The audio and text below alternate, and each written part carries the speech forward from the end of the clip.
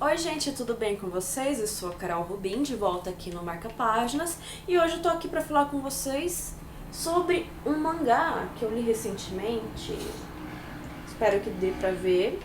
Esse mangá aqui chama O Homem que Foge e é de uma desenhista chamada, bom, estou supondo que seja assim que se pronuncia, tá gente?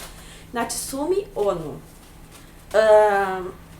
Aí vem aquela coisa, talvez seja machismo na nossa cabeça, talvez seja um hábito cultural, mas assim, eu bati o olho e pensei, jurei que era um desenhista, um homem, mas aqui diz que não, é uma mulher e que por vezes ela trata dessa questão da predominância de desenhistas homens, pelo menos no mercado japonês, tá?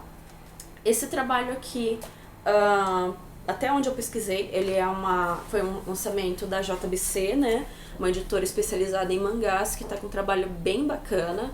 Essa editora, por exemplo, que está relançando os Cavaleiros do Zodíaco e está lançando o Saint Show, por exemplo, aqui no Brasil.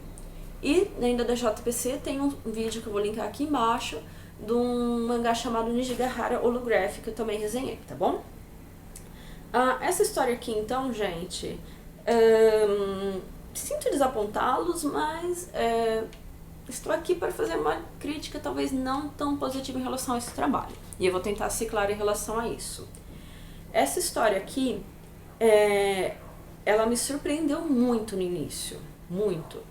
Porque ela começa, acho que eu vou ler um pouquinho para vocês. Na parte de trás aqui, vou mostrar para vocês, tá escrito assim: dizem que a pessoa que encontrá-lo e passar um dia inteiro... Ai, que burra. Tô lendo pela ordem contrária. Eu sempre esqueço que o mangá, ele é ao contrário, tá, gente? O Homem que Foge. Nessa floresta, apenas crianças enxergam um urso. Dizem que a pessoa que encontrá-lo e passar um dia inteiro em sua companhia terá um desejo atendido. Esse livro, então, é um conto de fadas para adultos. Começa com uma cena, então. Tem uma pessoa, né, o traço dela é bem bacana. Eu diria que esse traço ele tem uma qualidade assim, ele parece o trabalho de uma pessoa, de um desenhista que é bem seguro de si, sabe?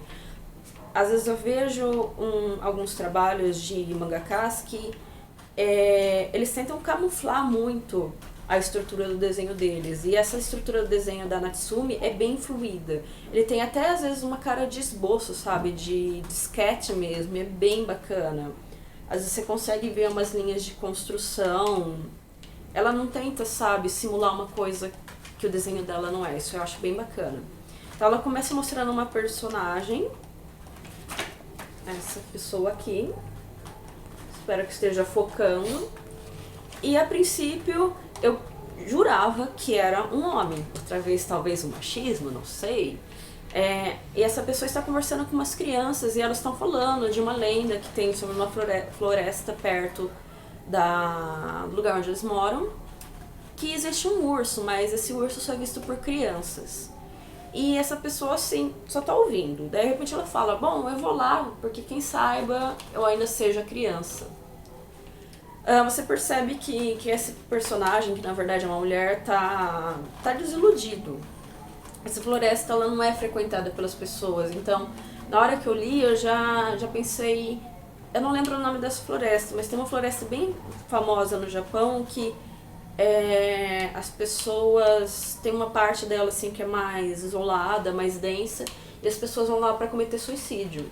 Então quando o livro começou eu tava pensando que talvez fosse esse tipo de lugar, sabe, que eles estivessem fazendo referência.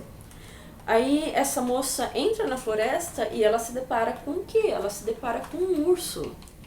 Daí tem um momento assim que você pensa, tá, esse urso realmente é real ou ele é imaginação? Isso eu vou deixar pra vocês entenderem ou não. Esse urso vai levar essa moça a conhecer um outro personagem. E a moça, ela estabelece uma relação com esse personagem misterioso. E ela quer ficar com ele, ela quer abandonar a vida que ela tem na cidade e ficar no lugar, né, na floresta com essa outra pessoa que aparece. Mas isso não acontece. Até esse ponto, que seria mais ou menos a metade da história, é muito legal mesmo.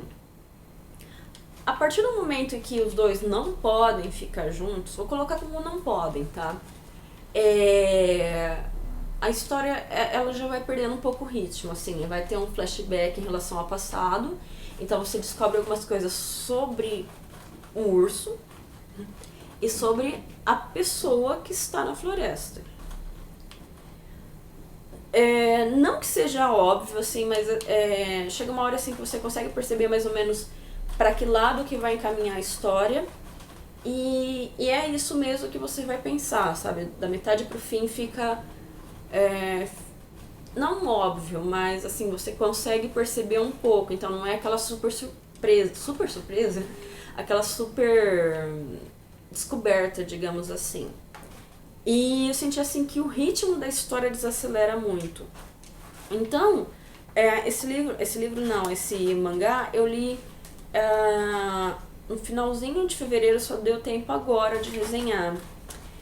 Ele, se não me engano, ele foi publicado em etapas, né, em jornais.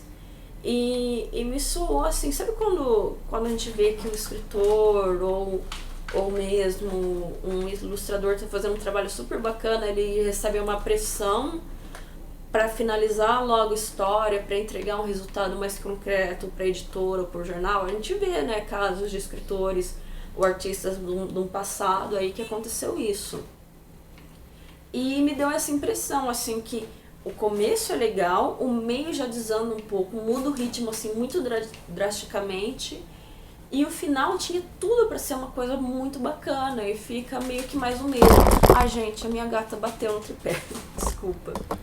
Fica uma coisa meio mais o mesmo. Tem outras histórias, assim, que eu me lembro de desenho, de anime, de filme, eu ia falar documentário, enfim, tem outras obras em outras linguagens que trazem finais semelhantes a essa história.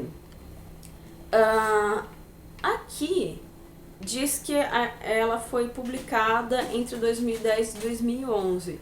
Então eu até entenderia, por exemplo, que o final que acontece aqui fosse significativo se fosse uma obra mais antiga, sabe? Se fosse um trabalho anterior, que já não tivessem outras obras que falassem mais ou menos disso. Mas é uma coisa recente, então infelizmente não é uma HQ da qual eu gostei tanto assim. Recomendo ler, claro que sim, acho que é sempre legal conhecer o trabalho das pessoas. A gata deu outro tapa no tripé.